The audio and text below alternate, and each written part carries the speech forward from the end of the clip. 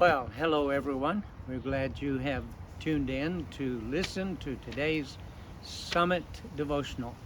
And I have the pleasure of looking at Proverbs chapter 3. And we're going to look at just two verses, 9 and 10.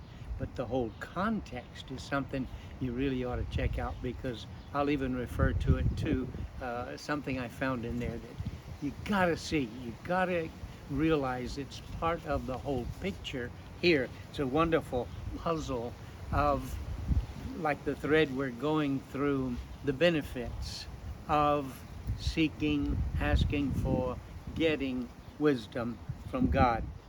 Our verse today reads like this, verses 9 and 10. Honor the Lord with your wealth and the best part of everything you produce.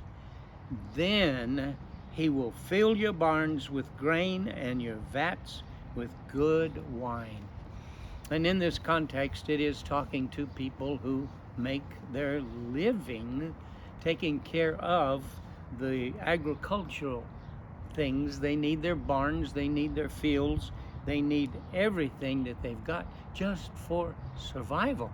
It's not really a lot of surplus, but it is indicating here that everything that we get needs to be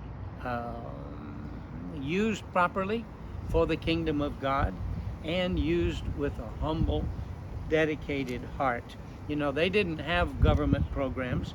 They had to do everything they did on their own by the sweat of their brow.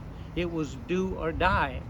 We Americans today look at it a little differently. When we read a verse that says, honor the Lord with your wealth, well, it's not just do or die. Sometimes we have that extra in our pockets that we don't always consider the money of God, the stuff that really belongs to God. In their day, it was their faith, it was their religion, it was understood. I need to honor the Creator with everything that I'm able to put in my barn or my vat.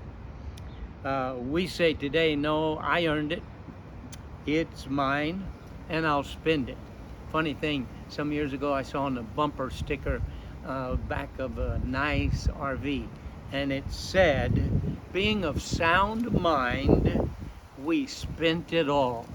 And it brings a chuckle, but it shows an attitude that we have in these United States. I know of a number of Christian millionaires who have honored God with their wealth. One built a Christian Bible college that is also a trade school for the kids of missionaries who were serving overseas. It's in Tyler, Texas, and this guy had multi-millions, and he gave 95% of everything he owned and earned to the work of God. It was remarkable. He lived on the 5%. I know of others who've built churches, they've established rehab programs, and they even have barns for Christian events, weddings and parties for Christians. It's amazing.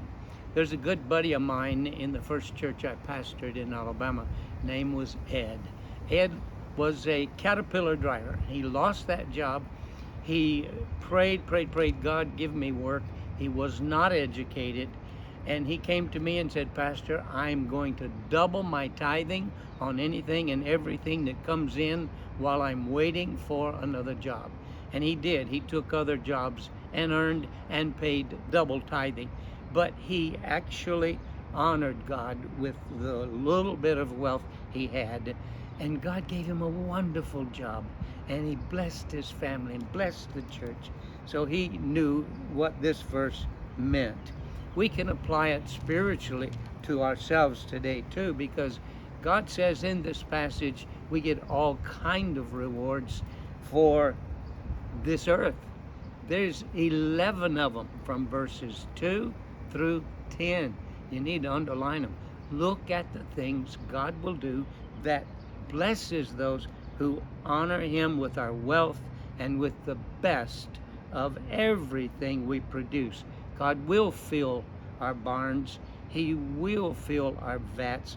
We will be spiritually and materially blessed here on this earth, But then look at the eternal blessings. Look at all that He's promising to us for eternity if we will be faithful with what He puts in our hands here. Honor Him with everything. In the first verse it says, "My child, never forget the things that I'm teaching you." So listen to Proverbs chapter 3, the blessings that are there, and claim them for yourself today. God bless. We'll be praying for you.